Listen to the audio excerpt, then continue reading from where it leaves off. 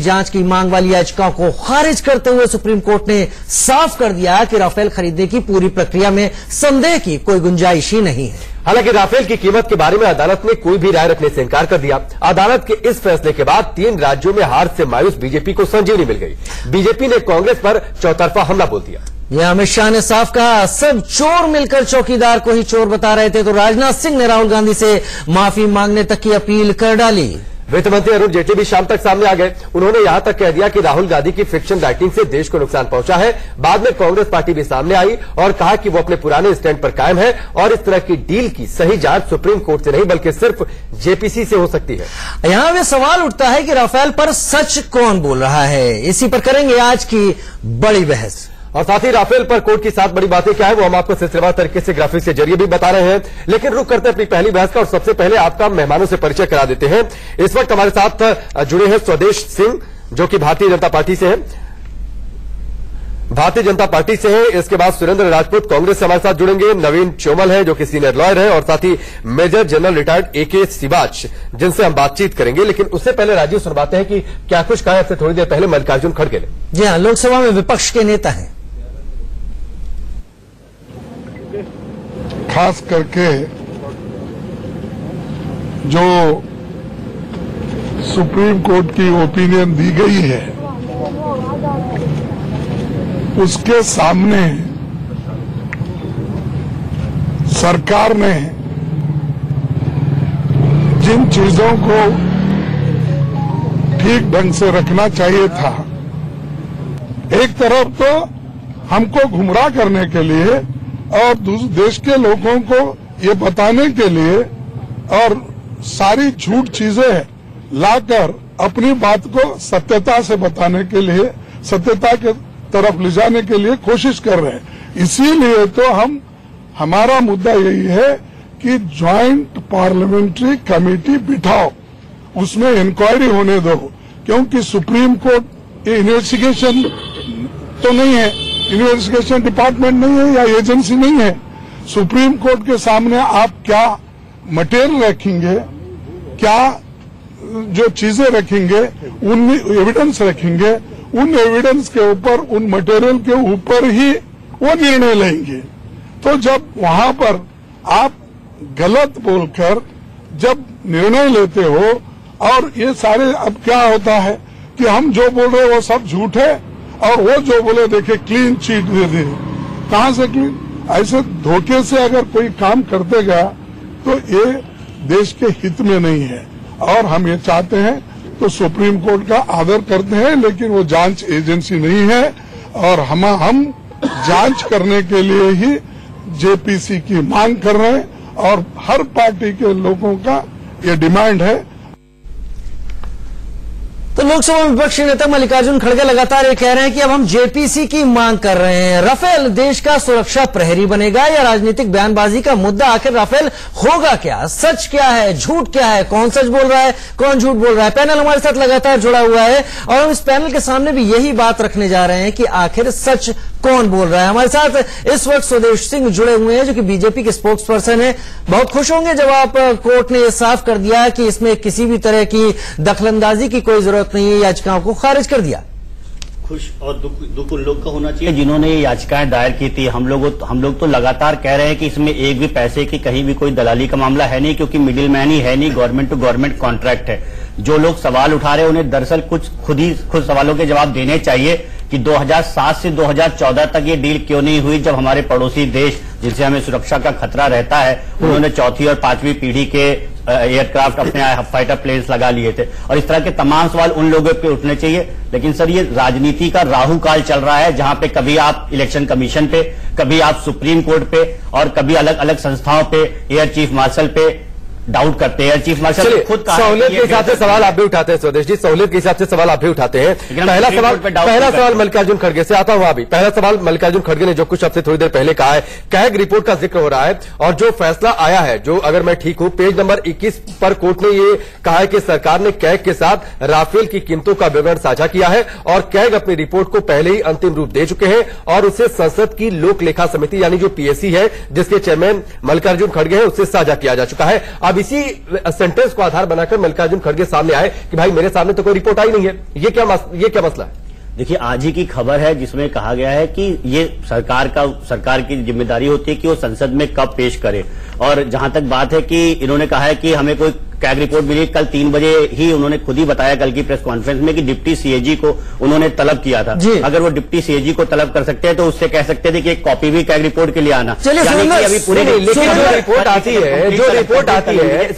Report आती है उसे पीएससी में रखा जाता है ना।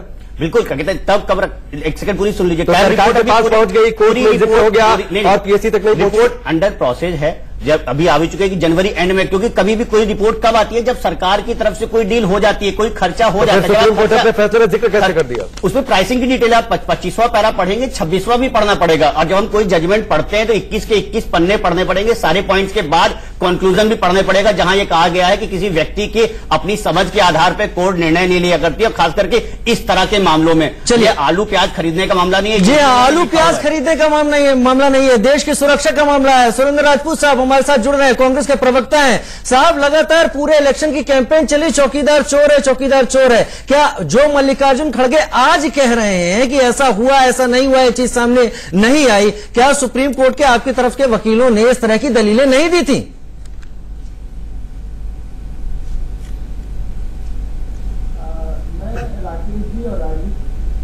दो बातें बड़ी स्पष्ट कर दूं पहले ही, क्योंकि रक्षा विशेषज्ञ बैठे हैं, हमारी सेना के सज्जन बैठे हुए, हम उनको सैल्यूट करते हैं।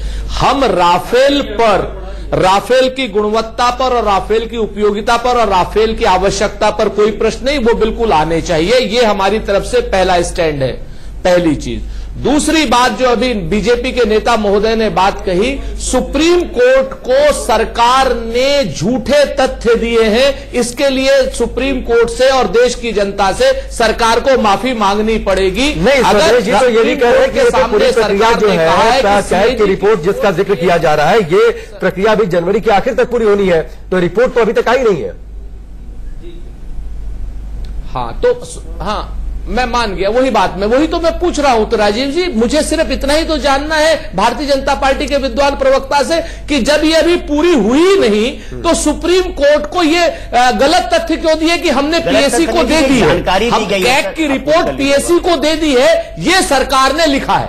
स्वदेश जी, ठीक है ना सर? अब नहीं, मैं स्वदेश जी आपके बीच में नहीं बोला, अपनी बारी पे अपनी पूरी बात कहिएगा, अपनी बारी पे पूरी बात कहिएगा, सुन लीजिए पूरी बात, कोई वो नहीं। यहां पर हमको झगड़ा करने के लिए थोड़ी बैठे हैं।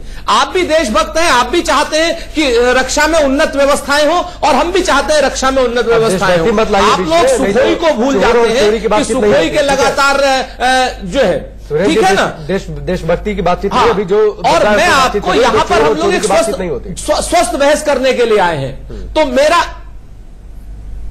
मेरा यही निवेदन है आपके यहां पर कि आप हमें सिर्फ यह बता दीजिए कि सुप्रीम कोर्ट के सामने आप गलत तथ्य क्यों रख रहे हैं और सुप्रीम कोर्ट के जजमेंट को प्रभावित करने के लिए गलत वहां पर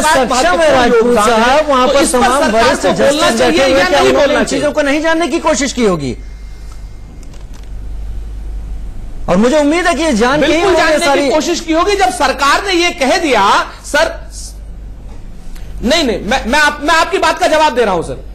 जब सरकार ने यह कह दिया कि ये रिपोर्ट हमने कैग के जरिए पीएससी को भेज दी तो सुप्रीम कोर्ट मान गया, उसमें ऐसा कोई छिद्रान्वेषण करने की आवश्यकता थी नहीं। ये तो जब पीएससी कमेटी की चेयरमैन सामने आते हैं कि साहब रिपोर्ट हमें मिली नहीं, तब सुप्रीम कोर्ट के सामने अब नए तथ्य आने चाहिए। सुप्रीम कोर्ट को तो जो सरकार कहेगी वो माना जाएगा ना। चलिए, इस बहस में आपका तर्क समझ में आ रहा है, लेकिन आपका तर्क उन चीजों को नहीं पूरा कर पा रहा है जो लगातार राहुल गांधी कांग्रेस अध्यक्ष लगातार चौकीदार चोर है और राफेल के मुद्दे को लगातार उठाते रहे। Major general A K. Siwach, Ashwini Kumar Siwach हमारे साथ इस वक्त स्टूडियो में मौजूद है। 42 स्क्वाड्रन है हमारे देश के पास जो परमिसिबल है, लेकिन हम 31 से ही काम चला रहे हैं। इस सारी प्रक्रियाओं के बीच में, इस बयानबाजी के बीच में जो देरी हुई है राफेल के आने में, कितना नुकसान है देश को? देखो, इसमें कोई डाउट नहीं, इसके बहुत नुकसान है। ये जैसे आपने बताया कि अगर हमें पाकिस्तान और चीन के साथ इकट्ठा लड़ना पड़े तो हमको 42 स्क्वाड्रन चाहिए और आज की तारीख में हमारे पास ओनली 31 स्क्वाड्रन है। और यही नहीं, आने वाले चंद 4-5 साल में आपके मिग 21 और मिग 27 जो कि पुराने हो चुके हैं वो भी फेज आउट हो जाएंगे, तो वो आपके 3-4 स्क्वाड्रन और कम हो जाएंगे। तो एक बहुत ही बड़ी भयानक सिचुएशन है कि हमें जल्दी से जल्दी अभी जो है अच्छे एयरक्राफ्ट लेने। और दूसरी एक बड़े मजे की बात है कि पाकिस्तान और चीन ने चंद एक समय में 4th और 5th जनरेशन के एयरक्राफ्ट ले लिए हैं। जैसे आपको पता है चीन ने J-20 बनाया है और वो पाकिस्तान को भी देने को तैयार है। तो ऐसे हालात है कि हमारे एक तो स्क्वाड्रन की जो है गिनती कम हो जाएगी, उसके साथ साथ हमारे पास 4th और 5th जनरेशन के कोई एयरक्राफ्ट नहीं होंगे। तो ये हमारी डिफेंस प्रिपेयर्डनेस पे बहुत बड़ा धक्का है और हमें जल्दी से जल्दी ये चाहिए। और सुदेश जी, हम लोग क्या इसमें उलझे रहे हैं कि क्या हुआ क्या नहीं हुआ, इसके कारण हमें बहुत नुकसान चाहता हूं कि अगले ही कुछ महीनों के अंदर अपने जो 36 एयरक्राफ्ट थे आ जाएंगे और इसमें सरकार को हमें धन्यवाद भी देना चाहिए कि वो सारे। सुदेश जी, धन्यवाद की बात अलग है, राफेल आ नहीं रहे हैं। कांग्रेस अब कह रही है कि आपने ये प्रक्रिया पूरी नहीं की, कैग के रिपोर्ट का हवाला दे रही है। देखिए वो तो बात को आप 25 और 26 के बीच में अगर खेलते रह जाइए फुटबॉल की तरह चलते रहेगा, लेकिन हमने इन सब चीज के बीच में इंश्योर करने की कोशिश की है कि रफाल के जहाज पहुंच जाए और वो कुछ महीने में। सवाल यहां राजू जी ये भी उठता है कि 2002 में बात शुरू हुई थी, 2007 से 14 तक क्यों नहीं पहुंचे अगर सुरक्षा का इतना बड़ा खतरा था। हमने तो 15 में कॉन्ट्रैक्ट किया, 19 में जहाज भारत के और हमारे जो पायलट्स है वहां पे ट्रेनिंग ले रहे हैं, उसको सीखना पड़ता है, उसके टेक्नीशियंस को समझना पड़ता है, छोटी सी खराबियां इस सब पे वहां काम चल रहा है। और 19 में चलिए ठीक है सुदेश जी, मान लीजिए कि चलिए नियत ठीक है, आना चाहिए राफेल, जल्दी आ जाएगा, सबको इंतजार भी है। कांग्रेस भी राफेल की गुणवत्ता पर सवाल नहीं उठा रही है जैसा कि अभी सुरेंद्र जी ने कहा। लेकिन अगर मान लीजिए कोई सवाल है और अगर कांग्रेस ये कह रही कि जेपीसी मांग हो जाए, सुप्रीम कोर्ट ने आपको क्लीन चिट दे ही दी, करवा दीजिए ना जेपीसी जांच। जेपीसी कहां होती है? जेपीसी होती है पार्लियामेंट में। पार्लियामेंट में आप चर्चा नहीं होने देना चाह रहे, हल्ला बोल की स्थिति बनी हुई है, संसद का सत्र नहीं। हमारे राष्ट्रीय अध्यक्ष माननीय अमित शाह जी ने जो अंतिम बात कही वो यही है कि हम इस पे किसी भी सवाल का जवाब देने के लिए तैयार है, लेकिन संसद चलने दीजिए, संसद में चर्चा कीजिए। संसद में पहले आप किसी नहीं चर्चा होती है तो जेपीसी जांच होगी, चर्चा तो कीजिए, उसके बाद ही उसी से तो निकलेगा कि जेपीसी की जरूरत है कि भी नहीं, कि आप ये सारे सवाल उठाइए ना, वहां की कैग और पीएससी जितने सवाल आप बता रहे हैं। ये संसद हमारे यहाँ सबसे बड़ी पंचायत है कि नहीं है? संसद में आप चर्चा नहीं करेंगे, आप कह रहे हैं कि जीपीएससी 25 लोगों की कमेटी में उठवा दीजिए, हम कह रहे हैं 543 लोगों की कमेटी में उठवा दीजिए, बेहतर क्या होगा आप बता दीजिए। चलिए आपके सवाल पर हम जवाब लेंगे राजपूत साहब से जो हमारे साथ कांग्रेस के प्रवक्ता जुड़े हुए हैं। छोटे से ब्रेक का वक्त है, सुरेंद्र राजपूत हमारे साथ जुड़े हुए हैं। राजपूत साहब, आपके पास मैं लौटकर आता हूं, पहले आपने खूब हो हल्ला मचाया, चौकीदार चोर है के नारे दिए गए, अब आप इस लेवल तक पहुंच चुके हैं इस लड़ाई में कि पीछे तो हट नहीं सकते, ये तो पॉलिटिकल मजबूरी है आपकी। सुप्रीम कोर्ट ने यह कह दिया कि किसी भी जांच की जरूरत नहीं है, पूरी प्रक्रिया का पालन किया गया है। आप जेपीसी का मुद्दा उठा रहे हैं, सरकार करिए, पहले चर्चा कर लीजिए, फिर अगर जेपीसी जांच की जरूरत होगी तो हम महसूस करेंगे, फिर उसके बाद देखा जाएगा क्या स्थिति होगी। आप लोग हमेशा से गलत स्टैंड पर है।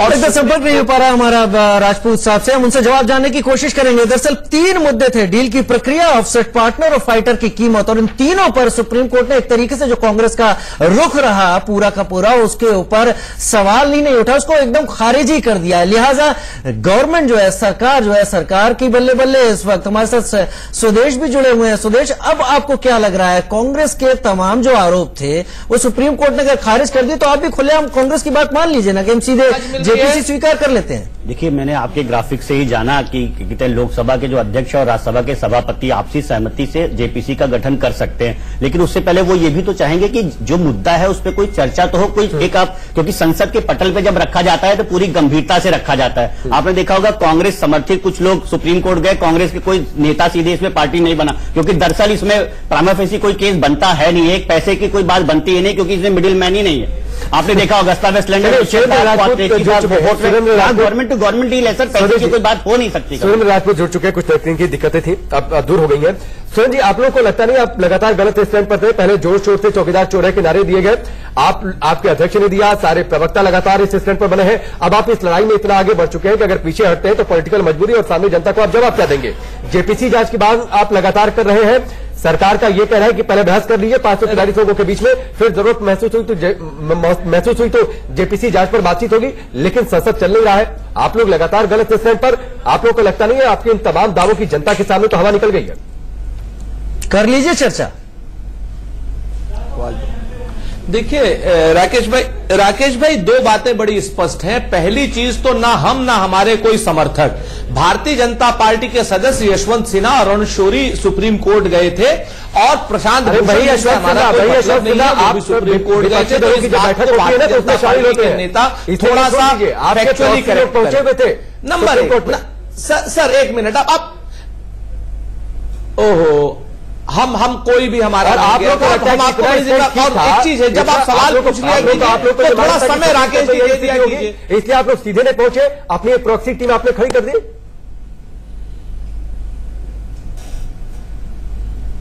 ये आपका अपना मानना है, आपकी निर्मम मीमांसा भी हमें धनात्मक ऊर्जा देती है। हम मीडिया के मित्रों पर कोई प्रश्न नहीं uठाएंगे, लेकिन हम आपको 2-3 बातें बड़ी स्पष्ट कह दें, कृपया करके मुझे थोड़ा फैसले पर प्रश्न उठाएंगे। मेरा आपसे निवेदन यह है कि हम अरे भाई बड़ा मसला हो जाता है। अब आप सारे प्रश्न एक बार कर लीजिए, मैं उसके बाद करूं ना। आप लोग बीच में बोल करके अगर आप हमारा कार्यक्रम बोलना चाहते हैं तो आप मैं चुप हो जाता हूं। आप भाजपा से और अपने आप आपस में बहस कर लीजिए। नहीं बीच में आप कुछ ऐसा विवादित बोल जाते हैं, सवाल करना मजबूरी नहीं। अगर आप जिस समय सवाल कर रहे हो तो मैं बीच में बोलने लगूं तो आपको अच्छा लगेगा। चलिए सवाल का जवाब आप मूल रूप से देखिए, सवाल का जवाब देने दीजिए आप। नहीं राजीव जी, आप हमें डिस्टर्ब करने का प्रयास न करें, मैं आपको पूरी उससे, वरना तो आपको भी कहा जाएगा कि कहीं ना कहीं आप भी प्रॉक्सी टीम है क्या भारतीय जनता पार्टी की? आपको लगता है क्या? अगर आप प्रॉक्सी टीम है तो आप सवाल कीजिए। आपकी आपको लगता है क्या? फिर क्षम्य नहीं, आपको लगता है क्या? निश्चित तौर पर आज जिस आपको लगता है बिल्कुल जिस तरीके से आप सवाल उठा रहे हैं, आपको लगता है अपनी कांग्रेस को जवाब देने दे रहे हैं, सोच सुधारिए और इसी सोच से दिक्कत होती है। राजपूत साहब इसी सोच से दिक्कत होती है। स्वदेश जी से पहला मैंने सवाल किया था, पहला मैंने सवाल किया था कि अगर ऐसा है राकेश पांडे जी, आप अपनी स्थिति सुधारिए। अगर आपको सवाल करने का हक है तो हमें भी जवाब देने का हक है, और अगर आप जवाब सुनना चाहते हैं तो ये हमारी मजबूरी नहीं है। आप पहले सुनिए, आपने हमारी निष्पक्षता पर सवाल खड़े किए हैं। आप पहले सुनिए और नहीं तो माफी मांगिए। सुनने के लिए आप पहले सुनिए नहीं तो माफी मांगिए। प्रश्न है, आप पहले सुनिए नहीं तो माफी मांगिए। आप पहले चिल्लाइए, आप पहले सुनिए नहीं तो माफी मांगिए। चिल्लाइए मत और भारतीय जनता पार्टी को यहाँ बचाने की कोशिश मत पहला मैंने सवाल किया था, भारतीय जनता पार्टी के काम मत कीजिए। पहला सवाल मैंने क्रैक रिपोर्ट को लेकर किया था, इस सम्मानित चैनल पहला सवाल मैंने क्रैक रिपोर्ट को लेकर किया था। मत कीजिए। पहला सवाल मैंने क्रैक रिपोर्ट को लेकर किया था बीजेपी से। भारतीय जनता पार्टी के पहला सवाल मैंने क्रैक रिपोर्ट को लेकर किया था अगर सवाल करना चाहते हैं तो पहला सवाल मैंने क्रैक रिपोर्ट को लेकर किया था। अगर आप पहला सवाल मैंने क्रैक रिपोर्ट को लेकर किया था। पहला सवाल मैंने जांच को लेकर किया था। भारतीय जनता पार्टी के एजेंट आपका सवाल मैंने पहले उठाया था बीजेपी से। मैंने क्या कहा आपसे? आपसे हमारी निष्पक्षता पर सवाल खड़े किए। आपने कहा कि हम बीजेपी की प्रॉक्सी टीम है। आपने इस सेंटेंस पर माफी मांगी। आप अपना वाक्य वापस लीजिए। नहीं राजपूत साहब, आपको अपना वाक्य वापस लेना पड़ेगा। आपको अपना सेंटेंस वापस लेना पड़ेगा। नहीं बिल्कुल आप और अगर आप ये आरोप लगा रहे हैं कि हम बीजेपी की प्रॉक्सी टीम है तो आप गलत जगह पर हैं। आपने आरोप लगाया है कि हम बीजेपी की प्रॉक्सी टीम है। बिल्कुल है जी। जब आप अपनी स्थिति सुधारिए, आप अपनी स्थिति सुधारिए। आपके खिलाफ कोई बात आती है, हर कोई आप लोगों को बीजेपी की प्रॉक्सी टीम लगता है। हर कोई आपको बीजेपी की प्रॉक्सी टीम लगता है।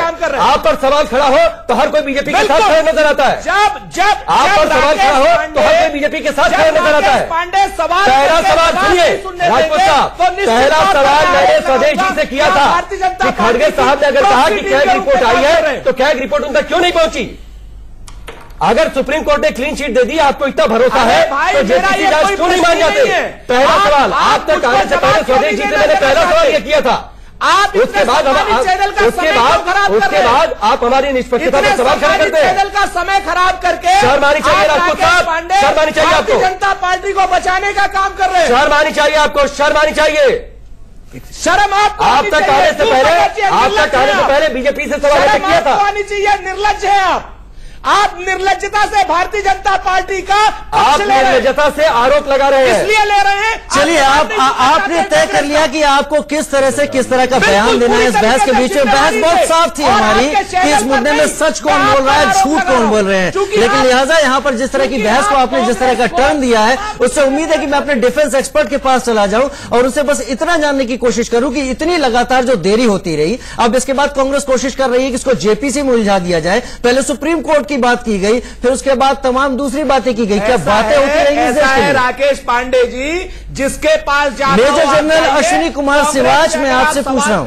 देखो, इसमें कोई दो राय नहीं।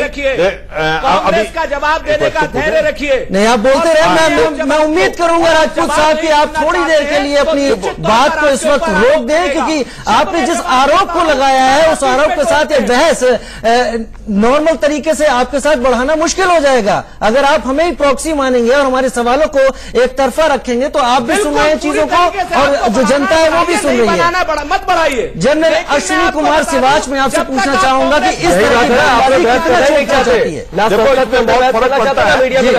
अगर मान लो ये डिले होता है, देश की प्रिपेयर्डनेस के लिए बहुत ही ज्यादा कारगर सिद्ध होता है। आपको पता है कि ये जो हमारे पास राफेल आने थे, ये 2002 से स्टार्ट हुए, 2007 तक ये फाइनलाइज हुए, और फिर उसके बाद 126 हमारे पास ये आने थे, और गवर्नमेंट जो पुरानी थी वो बातचीत करी मगर वो सक्सेसफुल नहीं हुई। वो 126 उसमें से 18 जो थे वो फ्लाई अवे कंडीशन में आने थे, और जो 108 थे उनका जो है असेंबल करना था इंडिया में। क्योंकि देखा गया कि भाई बहुत टाइम लग रहा है और ये डील नहीं सक्सेसफुल हो रही, तो जो नई गवर्नमेंट आई तो उसने 36 के 36 राफेल फ्लाई अवे कंडीशन में मंगाए, क्योंकि जल्दी चाहिए थे, 2 साल में चाहिए थे। ये 4th और 5th जनरेशन के एयरक्राफ्ट हैं। आपको पता है हमारे दुश्मन देश, चाहे वो चाइना है या पाकिस्तान, उसके पास 4 और 5 जनरेशन के एयरक्राफ्ट पहले आ गए हैं। J-20 इंडक्ट हो गए, तो हमें जरूरी जल्दी से जल्दी चाहिए था, इसलिए गवर्नमेंट टू गवर्नमेंट किया। फ्लाई अवे कंडीशन में 36 एयरक्राफ्ट हैं जो कि 2 साल में आ जाएंगे, और हमारे पायलट हैं वो पहले ही जा चुके हैं और ट्रेन हो रहे हैं। यानी गवर्नमेंट टू गवर्नमेंट बहुत अच्छी बात है। राफेल में एक सच तो ये है कि हम सामरिक रूप से अपने विरोधियों के सामने कमजोर पड़े हैं। राजपूत साहब, अब आपके पास यहां पर आता हूं और इसे आप प्रॉक्सी सवाल ही समझ लीजिए। आप जैसा समझेंगे मैं वैसी बात करूंगा। चर्चा के लिए तैयार हो जाइए ना संसद में, उसके बाद तय हो जाएगा जेपीसी बनेगी नहीं बनेगी। अब मेरे ख्याल से मैं उम्मीद करता हूं कि बगैर टोके मेरा जवाब सुना जाए। आप जवाब दें, हम आपके जवाब को सुन रहे हैं, लेकिन इस बात को कतई नहीं हम स्वीकार कर सकते कि हमारे सवाल किसी पार्टी की तरफ से हैं। हमारी जर्नलिज्म की कुछ नियम है, कुछ कायदे हैं, और हम उनको फॉलो करके ही आगे चलते हैं। बीच में अगर आप मुझे बस इतना बता दें राजपूत साहब, और तो निश्चित तौर पर फिर कि चर्चा के लिए तैयार हो रहे हैं कि नहीं हो रहे हैं आप?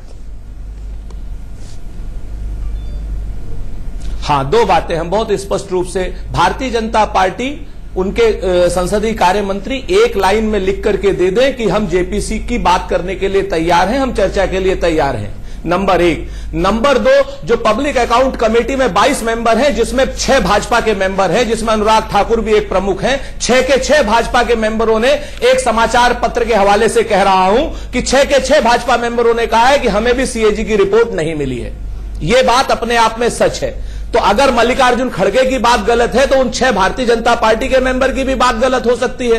तो मैं आपसे एक ही निवेदन कर रहा हूं कि सरकार एक लाइन में संसदीय कार्य मंत्री बोल दे कि हां, हम जेपीसी की मांग के लिए तैयार हैं और हम चर्चा के लिए तैयार हैं पूरी तरीके से। हम संसद भी चलने देना चाहते हैं, हम इस पर चर्चा भी चाहते हैं। हम जेपीसी के जरिए ही सही और क्या ना पब्लिक अकाउंट कमेटी के जरिए ही सही, हम सरकार से सिर्फ एक ही निवेदन कर रहे हैं कि 500 रुपए की चीज 1500 रुपए में क्यों, वो संतुष्ट कर दें, बात खत्म। अरे 3 सवाल थे राजपूत साहब, 3 ही सवाल थे। डील की प्रक्रिया, ऑफसेट पार्टनर और फाइटर की कीमत पर सुप्रीम कोर्ट ने सब खारिज कर दिया। अब 500 और 1500 लेकर हम कहां जाएंगे?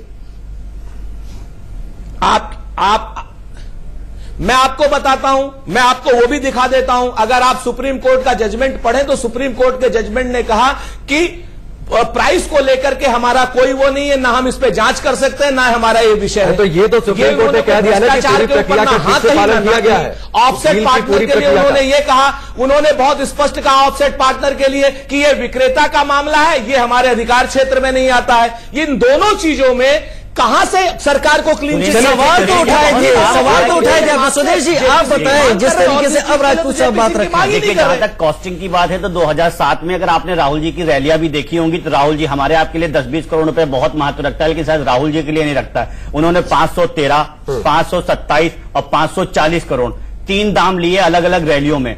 तो आप समझ सकते हैं कि पुरानी बात स्वदेश जी गजब बात है। सवाल आप लोग पुरानी बात आप लोग करते हैं, पुरानी बात करते हैं और सवाल उठने पर हम पर आरोप लगता है कि हम बीजेपी कॉस्टिंग की बात। सर उन्होंने 515 से बोला, मैं 512 जांच करा के मामला, मैंने आपको बोला कि आप संसद में जेपीसी जांच करा ली जाएगी। हाँ चर्चा नहीं चर्चा तो करनी पड़ेगी, जांच करा ली जाएगी। पहले चर्चा तो करनी पड़ेगी संसद में। पहली बात तो संसद में चर्चा कीजिए और संसद में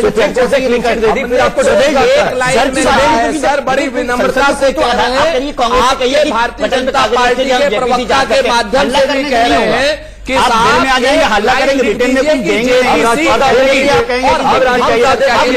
सवाल बीजेपी से कर रहा हूँ, आप बीच में सुप्रीम कोर्ट आप गए नहीं करूंगा। और ये कौन जज है? आप सुप्रीम कोर्ट अगर आप सुप्रीम कोर्ट की बात भी करती हैं, जो आज चीफ जस्टिस है, जिनके नेतृत्व में ये निर्णय आया, रंजन गोगोई जी, यही रंजन गोगोई जी। चलिए जज नहीं मांग लेते, कौन कांग्रेस की बी टीम है, कौन बीजेपी की बी टीम है, इन तमाम विवादों के बीच चौमन साहब हमारे साथ जुड़ रहे हैं। गोगोई जी जब यही कह रहे थे, सवाल उठा रहे थे, तब ठीक थे। आज यही सुप्रीम कोर्ट कटघरे में खड़ा कर रहे। सुप्रीम कोर्ट कटघरे में, इलेक्शन कमीशन कटघरे में, एयर चीफ मार्शल कटघरे में, सिर्फ राहुल गांधी सत्य जिन्हें ठीक से दाम तक नहीं पता थे। नवीन चौमन साहब हमारे साथ मुंबई से जुड़ गए हैं, कानून के जानकार हैं।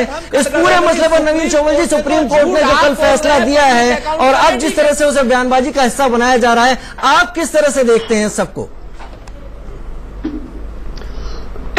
देखिए, मैं दो बातें कहूंगा। एक तो कानून के हिसाब से और बाद में जिसका जो समाज पे और एक राष्ट्र पे इम्पैक्ट होता है उसके विषय में। जी जरूर।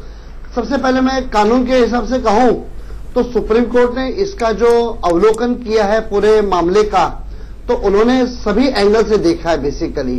कि सबसे पहले उन्होंने देखा है कि इसमें जो प्रक्रिया उसे ठीक से फॉलो किया कि नहीं, उन्होंने चेक किया। तो जो प्रोसीजर सेट किया है वो परफेक्टली फॉलो किया है, सुप्रीम कोर्ट सेटिस्फाइड हो गया था।